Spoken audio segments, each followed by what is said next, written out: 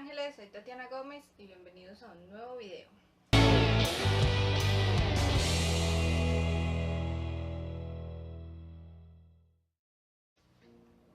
Esta noche vamos a contar el cuento titulado El deseo de James Steele.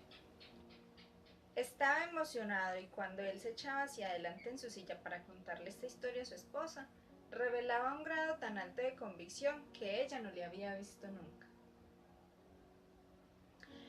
Él era un hombre, en cierta medida, responsable y acostumbrado a realizar sus asuntos con ciertas precauciones. Tanto el noviazgo como su vida matriarcal y doméstica no habían sido nunca una experiencia atrevida ni aventurera, y mucho menos romántica. Razón por la cual tanto esta historia tan extraña y sobre todo el estado de emoción que él revelaba la dejaron desconcertada. Dejó que su marido contara la historia justamente porque apreciaba en ese momento su estado de emoción, porque finalmente toda mujer mira con agrado cualquier cosa que cambie radicalmente la ruta que siempre lleva la aburrida rutina cotidiana. Esta es la historia que él le contó a su esposa. Cuando se dirigía a almorzar, un carro surgió a una velocidad demasiado peligrosa para una calle tan estrecha y congestionada. En el preciso momento en el que el carro se acercaba, un hombre que estaba a su lado dio un paso para cruzar la calle.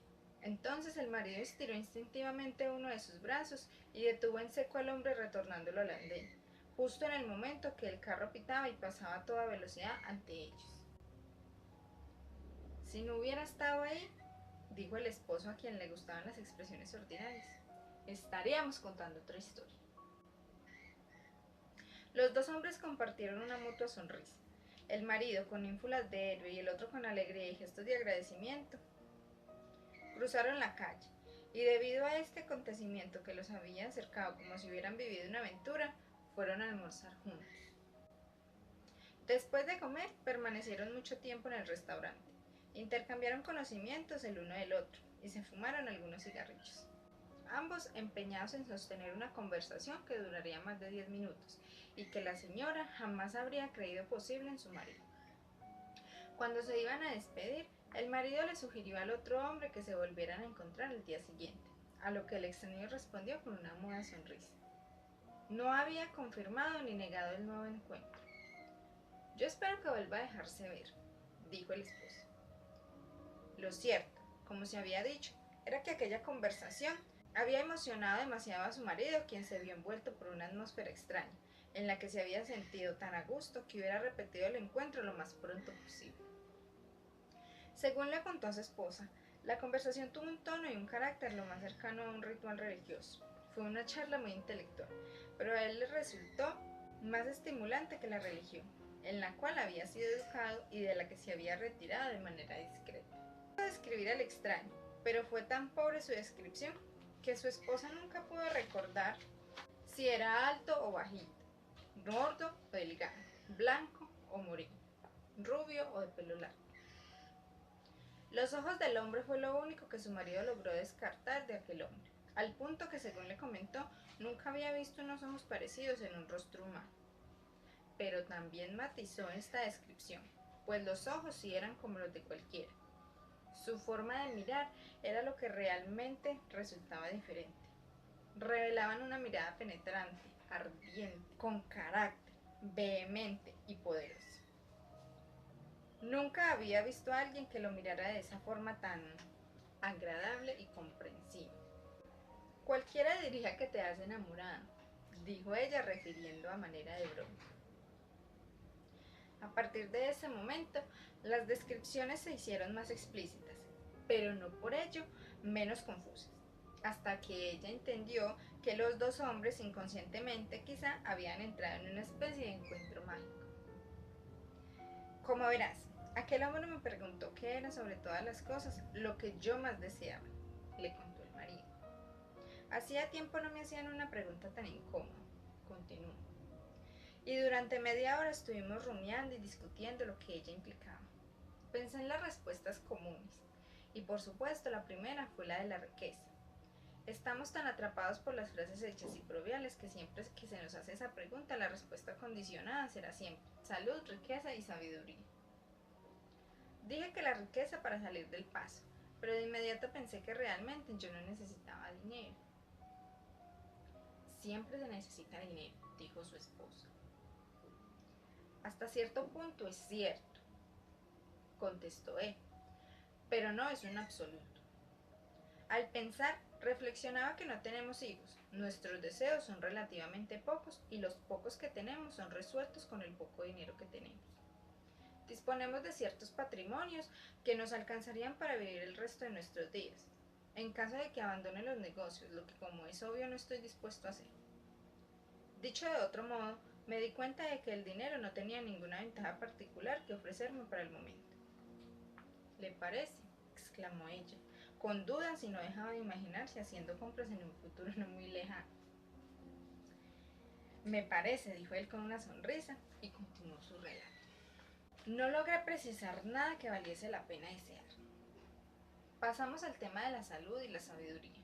Pensé que en términos generales, tanto mi salud como mi conocimiento del mundo eran tan buenos como los de cualquier persona. Además consideré que si escogía ser más sabio que mis contemporáneos, podría correr el riesgo de convertirme por el resto de mis días en una persona muy solitaria. Sí, asintió ella pensativa. Me alegra que no hayas pedido sabiduría, a menos que lo hubieras hecho para ambos. Por fin decidí pedirle un consejo sobre el asunto, pero me dijo que era imposible, argumentando que todo se halla en el deseo y por consiguiente yo debería descubrir mi deseo. Le planteé entonces el caso inverso. Le dije que imagináramos que el caso hubiese sido al revés, que la oportunidad se le hubiera presentado a él y no a mí. ¿Qué deseo habría escogido? Le aclaré que no era mi intención copiar su deseo. Se trataba sencillamente de una simple curiosidad. Me contestó que no pediría ninguno.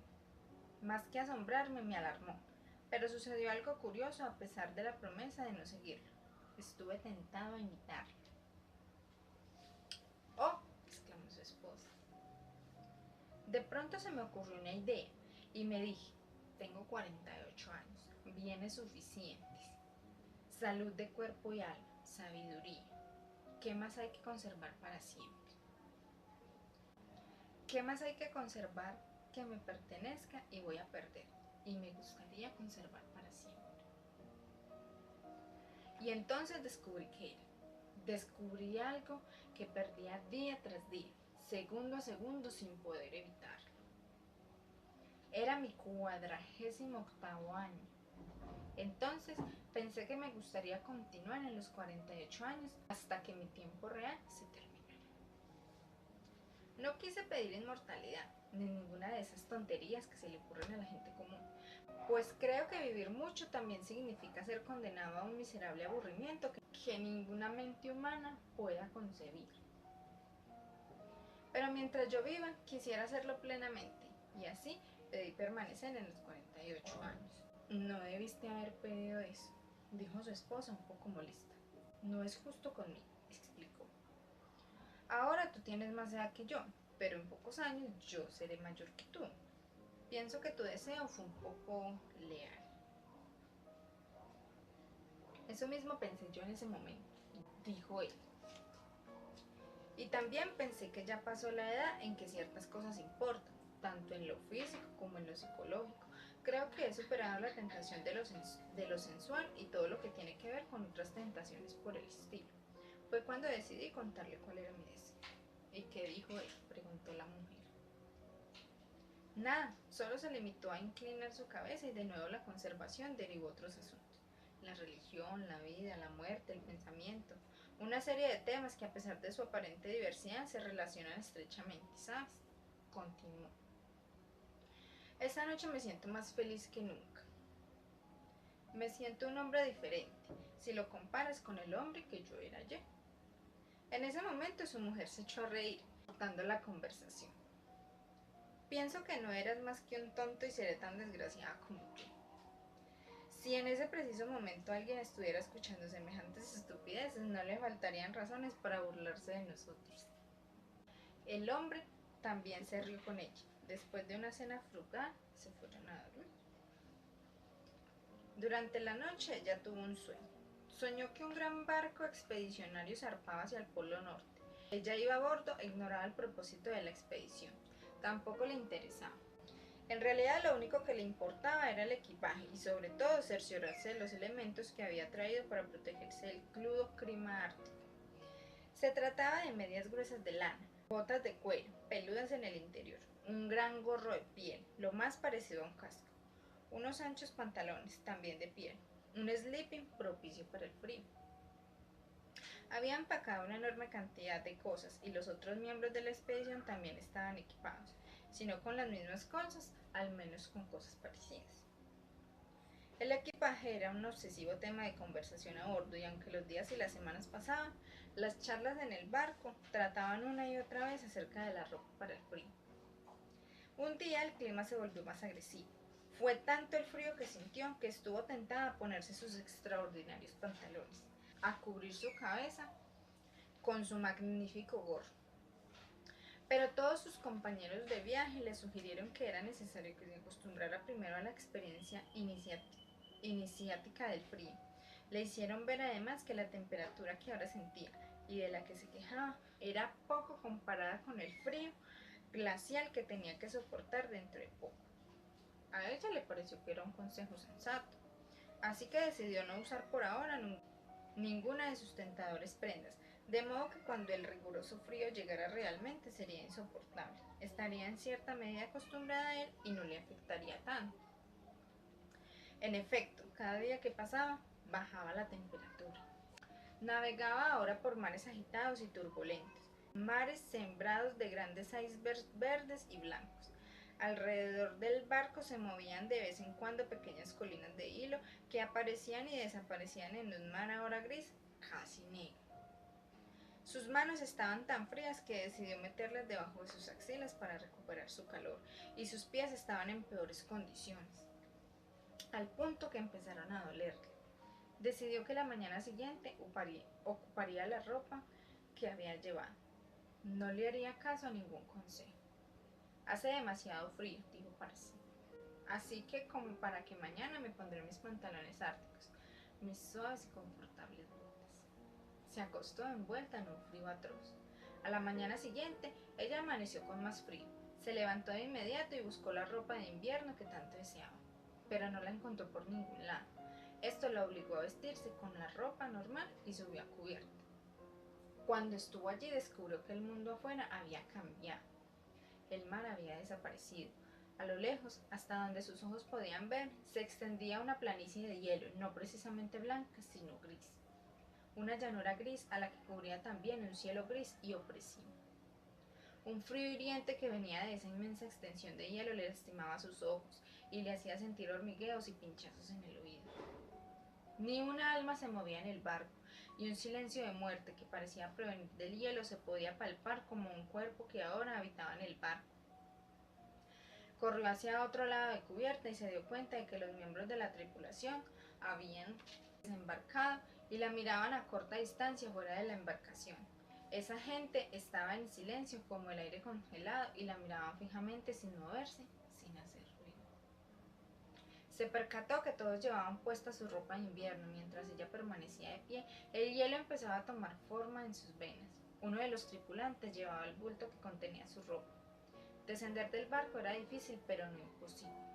Así que pronto se reunió con sus compañeros. Entonces, para su desánimo y aterrorizada, vio como una especie de acuerdo implícito. Le volvían la espalda y corrían huyendo de ella. Ella también decidió correr, pero casi no pudo hacerlo, pues sus zapatos eran inadecuados para el hielo. Cada vez que se caía, aquellos personajes que ahora parecían monstruos se detenían para observarla de una forma muy extraña. El hombre que se había apoderado de su ropa le mostraba el paquete, danzando grotesca y silenciosamente. Ella continuaba corriendo, se resbalaba, se caía, se levantaba hasta quedar exhausta. Por fin se detuvo, incapaz de mover sus piernas. Esta vez los hombres se detuvieron para mirarla.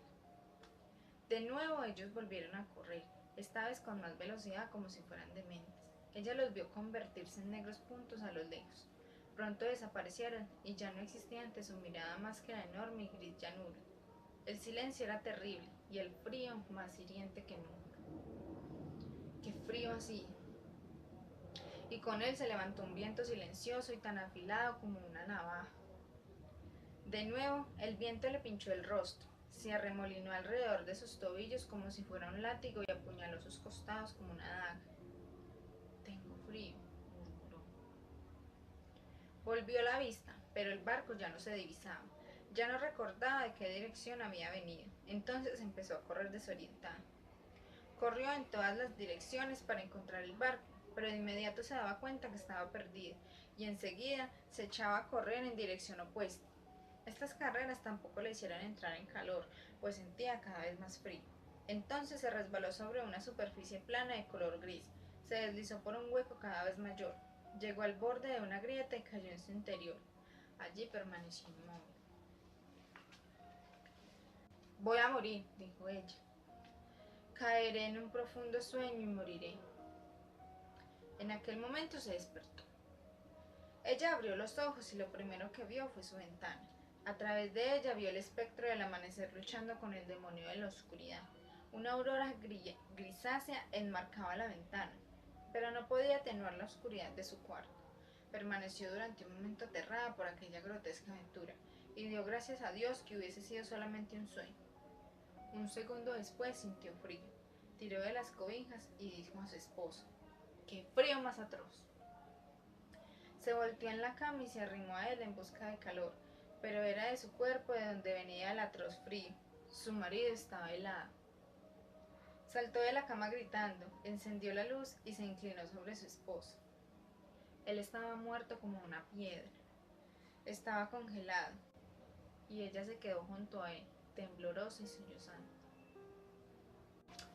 Bueno, ángeles, espero que les haya gustado el video de hoy. No olviden suscribirse, darle un me gusta